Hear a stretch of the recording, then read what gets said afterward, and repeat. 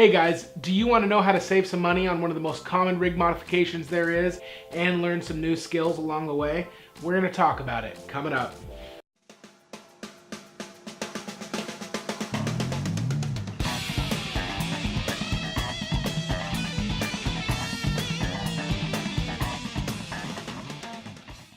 Hey, I'm Drew and thanks for checking out Evergreen Overland. On this channel, we do reviews on camping and overland gear. We showcase 4x4 vehicle modifications, we work on honing your backwoods cooking techniques, and we talk about everything to do with exploring the outdoors in and around Washington State. In this video, I'm going to show you how I outfitted my 1987 Toyota pickup with the brand new front winch bumper, save some cash, and learn some new skills along the way. Everyone likes modifying their rigs, and one of the first places people look to upgrade is definitely the front bumper.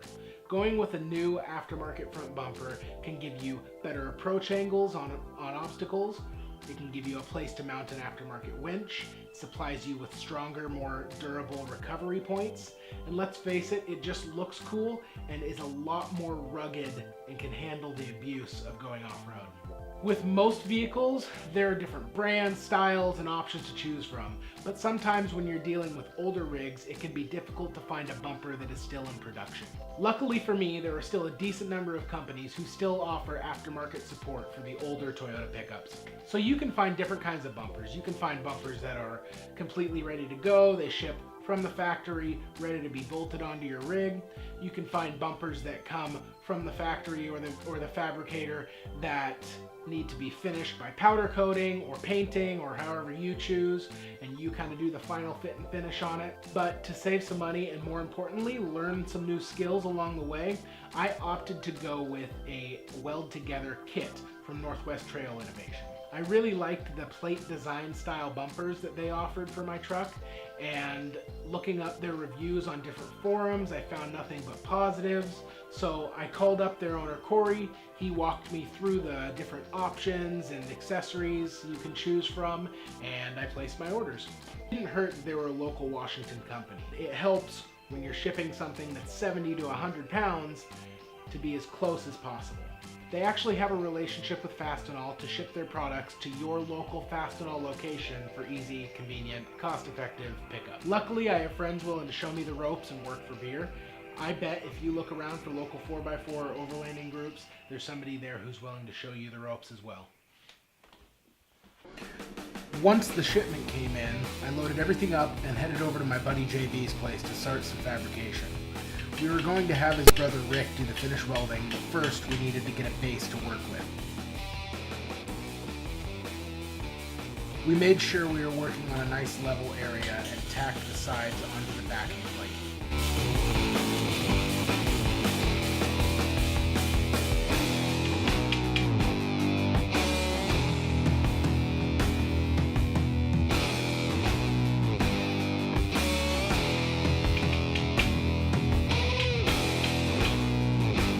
Realizing we were not square at all, we cut the welds, ground them flat, and tacked them up again.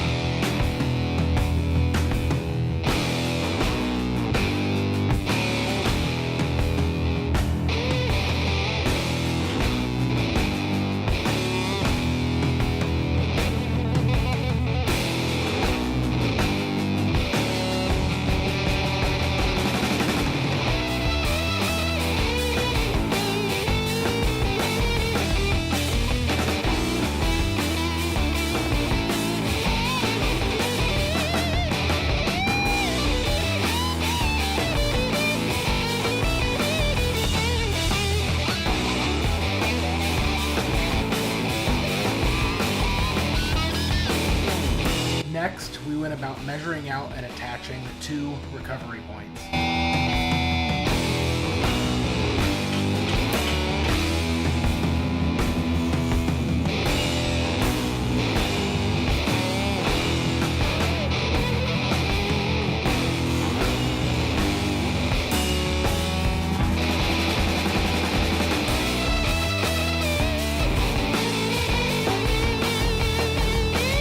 front plate seemed to be a little bit off, so we had to massage it a bit to get it to fit.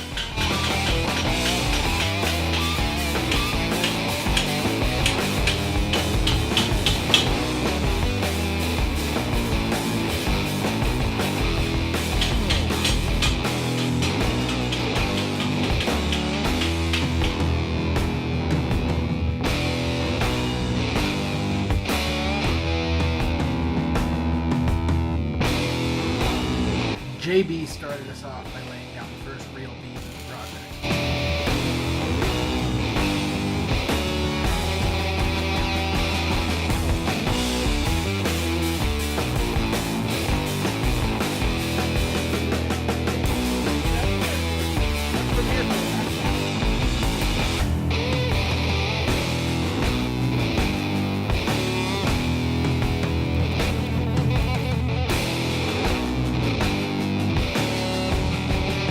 He did a great job, but now it was time for me to give it a try.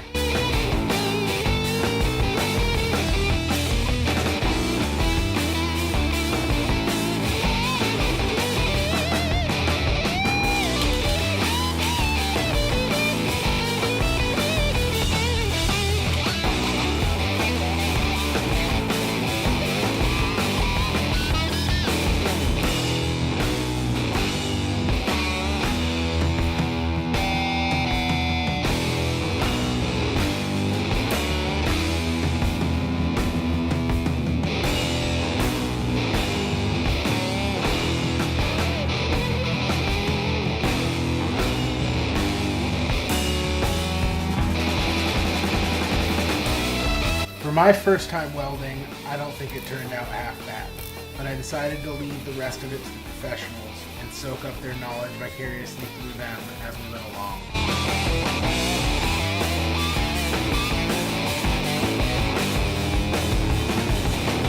We had a few times where we needed to reach out to Corey from Northwest Trail Innovation for some guidance. He was patient and very helpful through the entire build.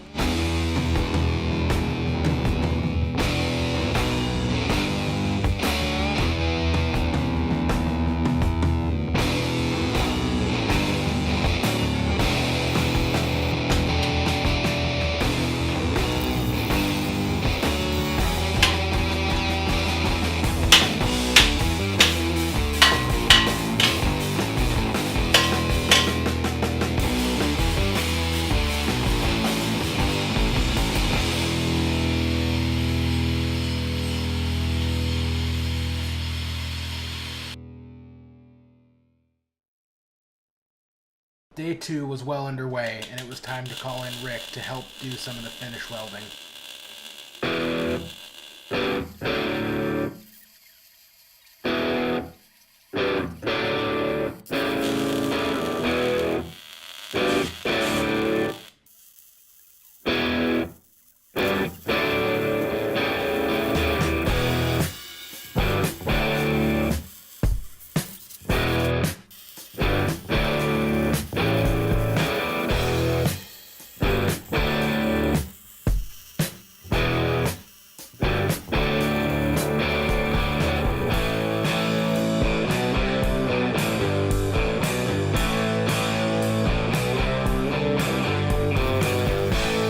Rick is an awesome fabricator, and it was really cool to watch him work.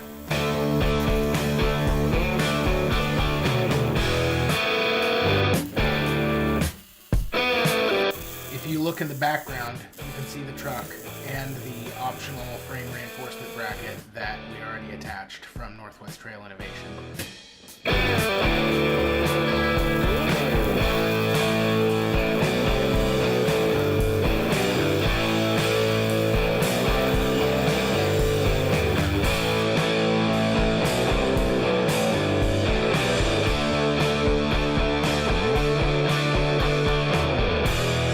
First time meeting Rick that day.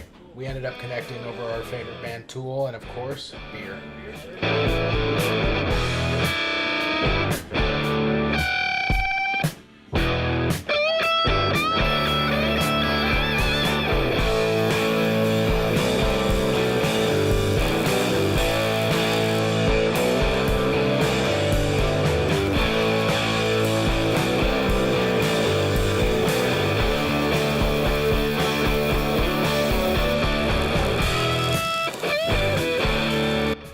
test fit the bumper and do some trimming of the fenders.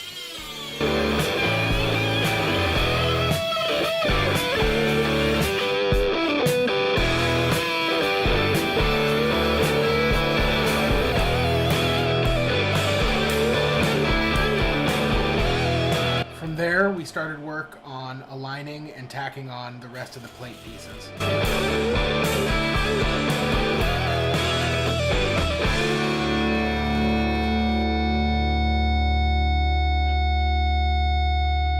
You can really start to see this thing take shape.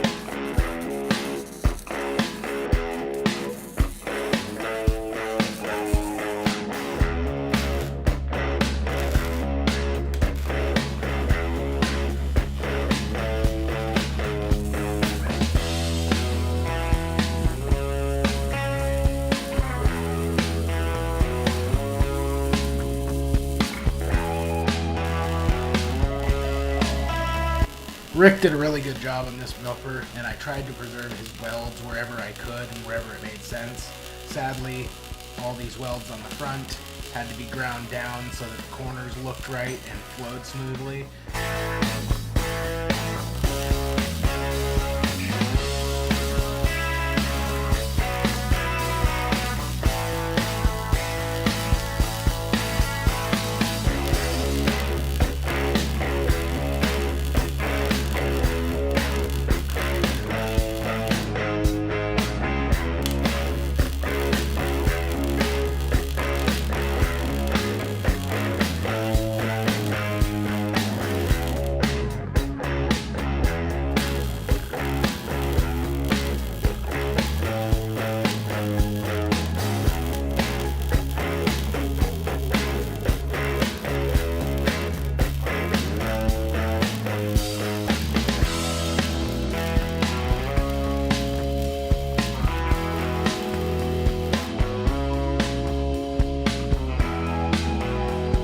Finished up all the welding, and I returned to my house for some grinding and painting. I ended up going with a sprayable truck bed liner just for scratch and ding resistance and because the texture looked pretty cool.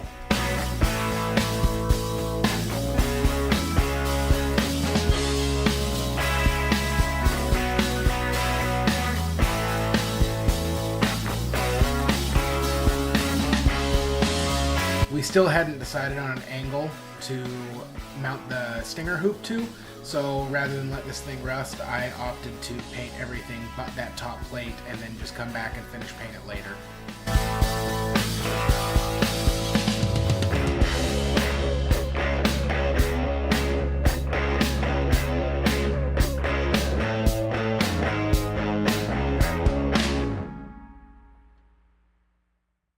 Alright guys, so I finished up the bumper project, and I'm super excited about how it turned out. I went back over to my buddy's place and got the half hoop stinger welded up at the angle that I wanted and used some kind of decorative little triangle gussets to reinforce that and also make it unique to my build. I was able to get it completely painted the rest of the way using the Duplicolor Bed Armor in black, and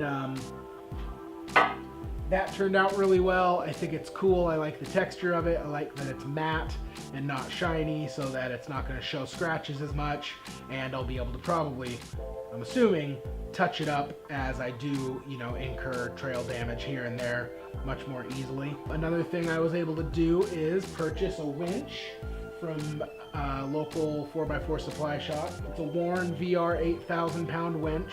Well, it comes with the synthetic winch line, which is just going to save me on weight up in the front of my bumper. But I've got that bolted in, I've got it hooked up to the battery and ready to go.